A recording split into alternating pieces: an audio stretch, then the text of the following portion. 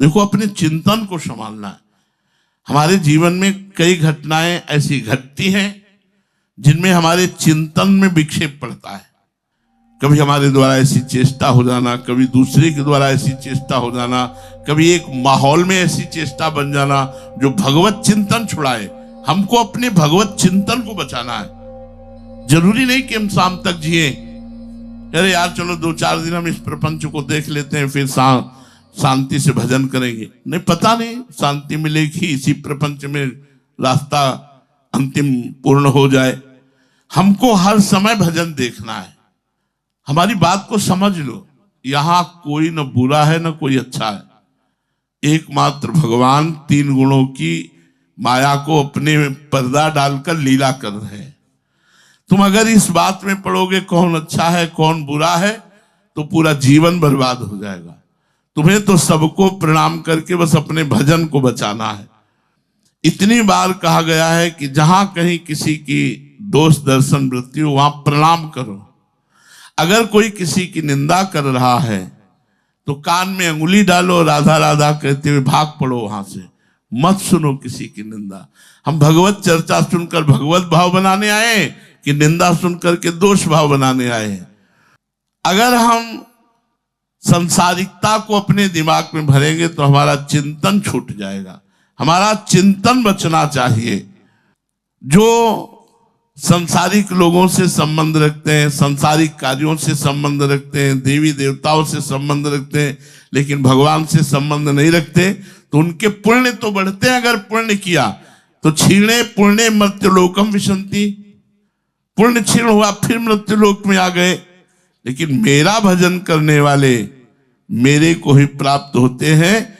इस भाव को लेकर भगवान कहते हैं मद भक्ता यान्ति मामपि। चाहे जैसा आचरण करने वाला हो, ये भगवान के मार्ग में छूट हो जाती है। जीव कैसा ही आचरण क्यों न करे, दुराचारी से दुराचारी क्यों न हो, आखिरकार वो मेरा भक्त है। इस बात से, इस संबंध से मैं उसका कल्याण कर देता हूं। यहां आकर के बात पूर्ण होती है। ये करुणा किसी में नहीं है, न किसी व्यक्ति में है, न किसी देवता में है, न किसी गुरु में है, न किसी संत में है।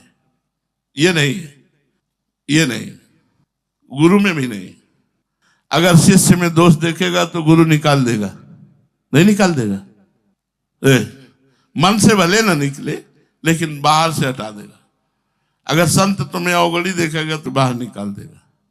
देवता तो कोई पक्ष लेता ही नहीं, जब विपत्ति आती है वो तो उतना ही पुण्य भर का फल देता है। और मनुष्य जय जयकार हो रही तो साथ में खड़ा है, अगर निंदा होने लगेगी तो देखेगा भी नहीं और हंसी उपहास करके। और अगर आप कहीं निर्धन हो गए और रोगी हो गए तो आपकी गली जाना बंद कर देगा, क्योंकि वो समझेगा कुछ मांग न ले। भगवान के समान हित करने वाला कोई नहीं। तो भगवान के समान हित ऐसी, जब आचार्य और कृष्णदास जी में, तो आचार्य ने एक दिन देखा श्री विठल नाथ गोस्वामी जी ने कि श्रीनाथ जी जलेबी का भोग पा रहे हैं। जब वो भोग लेके गए तो उनका, हमने जय जय जलेबी का भोग तो लगाया नहीं और बाजार के भोग लगता नहीं, फिर आप ये जलेबी कैसे पा रहे हो? तो बड़े मुस्कुराते हुए कहा, कृष्णदास जो है ना, उन्होंने मानसिक भोग लगाया। एक जगह जलेबी बन रही थी तो देखा, वो ये गरम गरम जलेबी तो श्रीनाथ जी पाते थे, कितना अच्छा था, तो पहुंच गई भाव। तो बोले वो कृष्ण, तो उनका कृष्णदास को तो हमने त्याग दिया है। तो उनका, देखो आप आचार्य हो, आप गुरु हो, आप त्याग सकते हो, लेकिन एक बार जिसको हमने स्वीकार किया उसे त्याग नहीं सकते। श्रीनाथ जी ने कहा, तो हुआ ना, गुरु ने त्याग दिया लेकिन इष्ट ने त्याग नहीं किया। उमा राम समहित जगमाही, गुरु पितु मातु बंधु को नाहि। उनके समान कोई हित करने वाला, कह रहे मद भक्ता यान्ति मामपि, सब छोड़ सकते हो क्योंकि सब गुण के पुजारी हो। अवगुण करे समुद्र सम गणत नापनो जान, राई के सम भजन को मानत मेरु समान। समुद्र के समान अपराध बन जाए तो भी लालडी जो मानती नहीं कि अपराध बना। इसीलिए उमा राम स्वभाव जे जाना, ताई भजन तज भावना। ना कोई मनुष्य, ना कोई पदाधिकारी, ना कोई शिष्य, ना कोई संसार का या संसार से जो और भी लोग हैं उनमें देवता ऐसा कोई है कि अवगुणों का पक्ष ले ले, दुराचारी का पक्ष ले ले। वो केवल एक भगवान है, अपिचेतसु दुराचारो। इसीलिए भगवान के समान प्यार करने वाला कोई नहीं है। जो दुराचारी से दुराचारी, आचरणहीन है, पर वो मेरा भक्त है, इस बात से मैं कल्याण कर देता हूं।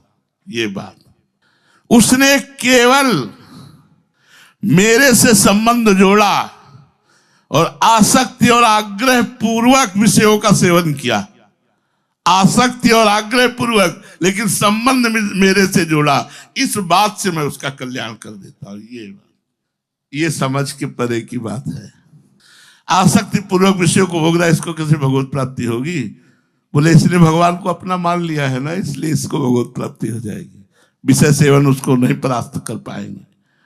अगर संसार की आसक्ति और आग्रह है हमारे अंदर और भगवान से जुड़ जाते हैं, तो संसार की आसक्ति और आग्रह एक दिन नष्ट हो जाएगी और भगवान कृपा करके अपना हमें स्वीकार कर लेंगे। भगवान का विधान भगवत स्वरूप होता है।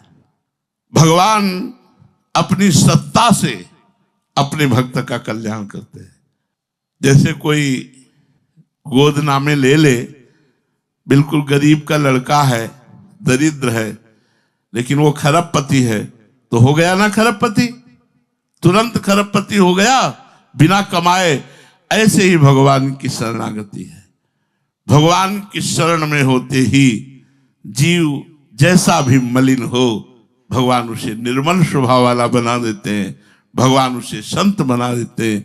करो सद्यते साधु समाना, कोटि विप्र बदला गए जाहु, आए शरण तजो नहीं ताहु। इसीलिए मद भक्ता यान्ति मामपि, भगवान कहते हैं कि मेरा भक्त मुझे ही प्राप्त होता है। हम सबको चाहिए कि अगर हमें कामनाओं की भी पूर्ति करनी है तो अपने भगवान से करें। बहुत जन्मों से हमारा मलिन मन है, साफ करते करते हो सकता है फिर कोई छींटा लग जाए, फिर कोई गंदगी लग जाए। एक दूसरे के हाथ में मिला के चलो, बड़ा फिसलन वाला मार्ग है। अगर कोई गिर रहा है तो हमें चाहिए कि 4 लोग मिलकर उसे संभालें और उठाकर आगे बढ़ावें। ऐसा नहीं है कि गिर रहा है तो 4 लोग मिलकर चाल लाते हैं और मार दो कि वो दलदल में चला जाए। गिर रहा है तो उसे उठाओ, उसे उठाकर आगे बढ़ाओ, तो भगवान तुम्हें गिरने नहीं देंगे। अगर तुमने भगवान का भक्त मानकर कोई गिर रहा है और उसे समझाकर बुझाकर चारों तरफ से घेर कर बचा लिया, माया का तूफान आया तो तुम्हें भगवान बचा लेंगे। तुम्हारा पक्ष भगवान लेकर तुम्हारा कल्याण कर देंगे।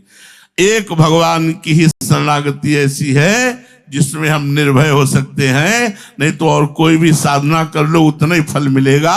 और भगवान की शरण में दुराचारी से भी दुराचारी, आचरणहीन, संसारासक्त भी भगवत प्राप्ति कर सकता है जो भगवान की शरण में। इसलिए हमें प्रभु की शरण में होकर निरंतर नाम जप करना है और अपने आप को बचाते हुए प्रभु तक ले जाना है। और जहां हम बच ना पाए वहां रोएं और प्रभु से पुकारें कि हे दीनानाथ मेरी रक्षा करो, वही रक्षा करेंगे। शेष चर्चा आगे। श्री राधा वल्लभ लाल।